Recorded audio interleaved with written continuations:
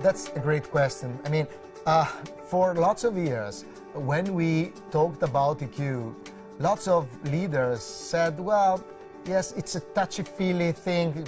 We are business-oriented. We are not interested in such a thing. And what we have to say now is that in the reality, when we are living, like today, turbulent times with a very huge pressure on the emotional side, with lots of uncertainty, well, we need to have the rational skill, but at the same time, the emotional skill.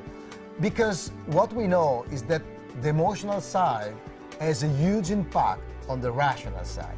And so if we want to have better performance, we need to use both at the same time the emotional and the rational paradigm.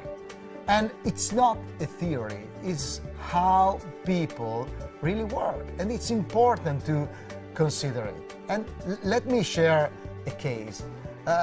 This year, in 2013, we had the opportunity to publish an incredible case, the Amadori case. Amadori case is about an Italian company, Amadori. Amadori was one of the, and is one of the most important supplier of McDonald's in Europe. And in this case, it's clear the impact of emotional intelligence on the bottom line result. First of all, EQ, it's a predictor of performance. We know that EQ predicts more or less half of the performance of a person.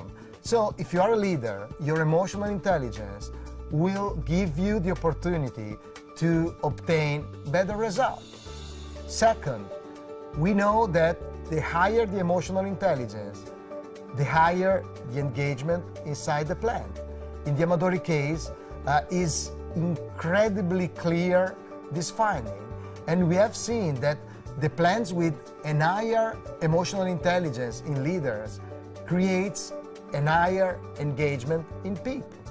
And third, and probably most important from a business perspective, where you have a higher engagement of people, you have better bottom line results. Well, I think it's time to say that emotional intelligence is not something nice to have, but it's something we have to consider if you want to stay at the edge of innovation and performance.